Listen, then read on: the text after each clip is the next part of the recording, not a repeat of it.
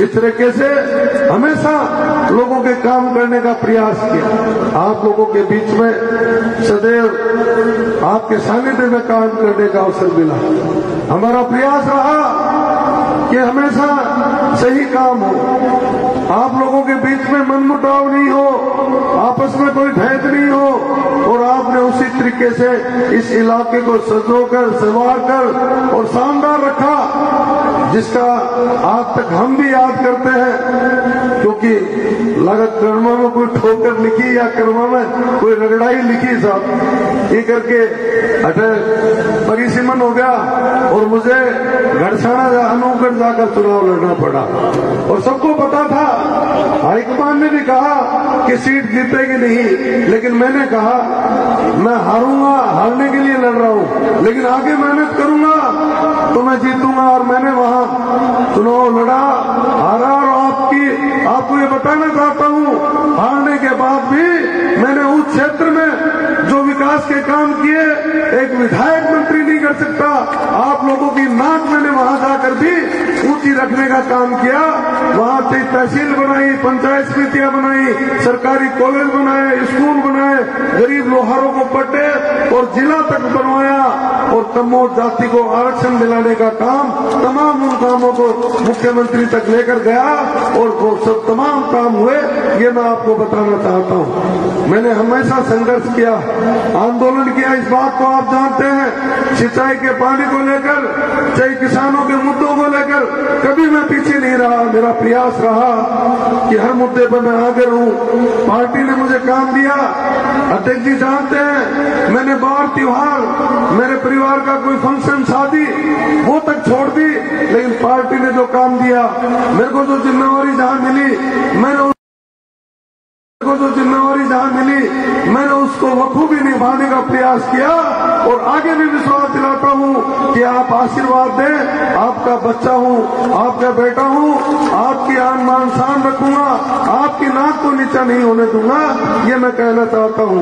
और साथियों, आप सब जानते हैं, एक लंबा इतिहास मेरे पिताजी का रहा, तकरीबन 50 वर्ष का एक लंबा राजनीतिक कैरियर। और आज तक प्रयास रहा कि कोई दाग नहीं लगे, दामन पे कोई दाग नहीं लगे, ईमानदारी से, निष्ठा से काम किया, इस बात को आप जानते हैं। और प्रयास रहा कि हमारे घर पे कोई आए वो खाली हाथ नहीं जाए, और हमेशा हमारे घर का दरवाजा खुला रहा। आज भी मेरे पिताजी 84 वर्ष के हैं, बीमार, वयोवृद्ध हैं, लेकिन आज भी लोग काम के लिए जाते हैं तो वो फोन करते, कभी मना नहीं करते। आप सब तमाम लोगों के बीच में बातें बहुत हैं। मैं चाहूंगा कि मेरे बजाय हमारे अध्यक्ष जी तमाम बातों पर, क्योंकि अपने तो फिर भी मिलते रहेंगे, अध्यक्ष जी हमारे बीच में है, ये विस्तार से केंद्र सरकार की कारगुजारी, केंद्र सरकार के हालात, तमाम विषयों पर बात रखेंगे। और तमाम आप लोग भी जानते हैं कि सबसे बड़ी जो केंद्र की सरकार है वो किसान विरोधी है, दलित विरोधी है, और जो शोषित वर्ग है उसके विरोधी है। इस बात को तमाम लोग आप जानते हैं। आज हमारा किसान एमएसपी के लिए, समर्थन मूल्य के लिए सड़कों पर आंदोलन कर रहा है। 2021 में भी 750 किसान शहीद हुए थे, जो आज आप सबको याद है। और अभी भी हमारे सकरिया का एक किसान शहीद हुआ है, और वयोवृद्ध किसान को किसान को कपड़े उतार कर लाठियों से पीटा जाता है, उसका जबड़ा तोड़ दिया जाता है। इस तरह की ये भारतीय जनता पार्टी की सरकार है। इस बात को साथियों हमने सोचना होगा।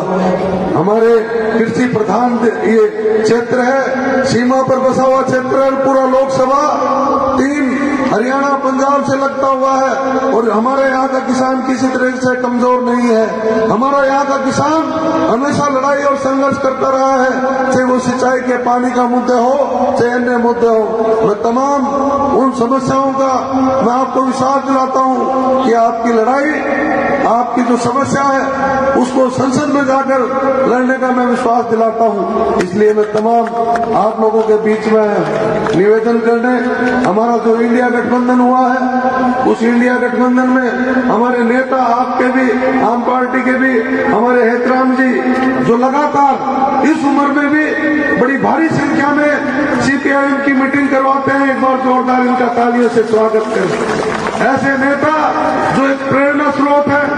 मैंने इनसे प्रेरणा ली थी जब मैं घरसाना में गया था। शुरू में मुझे भी डर लगा कि यार ये संकट खड़ा हो गया। केसी चुंबन में तो बड़े आराम से राजनीति करते थे, यहाँ तो रोज कोई ना कोई डंडे खड़काने पड़ेंगे। लेकिन मैं तैयार था, कभी डरा नहीं, कभी सोचा नहीं। क्यों नहीं सोचा? क्योंकि हमेशा उस दलित मोहल्ले में इंदिरा चौक पे मेरे पिताजी विधायक मंत्री जब तक रहे 20-25 साल उसी 17x50 के मकान में रहे, और मैं भी उसी मकान में, मेरी माता और मेरा पूरा परिवार उस 17x50 के इंदिरा चौक दलित मोहल्ले में जहाँ धानक नायक मोची खटीक सब तमाम मुस्लिम तमाम वर्ग के लोग रहते हैं, वहां रहकर मैंने कभी ये नहीं सोचा कि मैं कोई बड़े व्यक्ति का लड़का हूँ, कोई मंत्री का लड़का हूँ, या मैं कोई बहुत बड़ा आदमी हूँ। आज भी मैं राष्ट्रीय सचिव हूँ, लेकिन मुझे नहीं लगता, आज मैं प्रमुख हूँ, मुझे नहीं लगता कि मैं कोई बहुत बड़ा आदमी हूँ। मैं आपकी तरह ही हूँ, एक साधारण हूँ और हमेशा साधारण ही रहूंगा। परमात्मा से भी यही प्रार्थना करता हूँ कि मुझे एक साधारण व्यक्ति की तरह ही हमेशा रखे, ताकि आप लोगों की सेवा में कोई कमी नहीं आए। इसलिए आप तमाम साथी मुझे आशीर्वाद दें और साथ दें। 19 तारीख को जो मतदान हो, 1 नंबर पर बटन दबाकर आप इस अहंकारी सरकार जो घमंड में डूबी है, संविधान और लोकतंत्र को खत्म कर रही है, इस सरकार की इस बटन दबाकर आप मुझे जिताएंगे, विश्वास आप दिलाएंगे। एक बार मैं सभी से हाथ जोड़कर निवेदन करता हूं, धन्यवाद करता हूं। जय हिंद, धन्यवाद।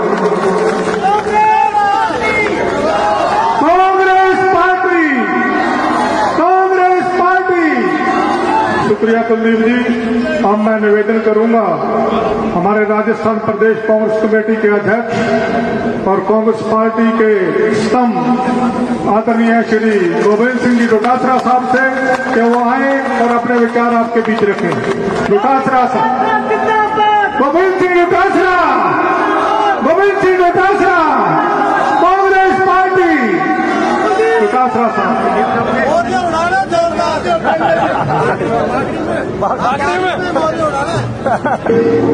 आज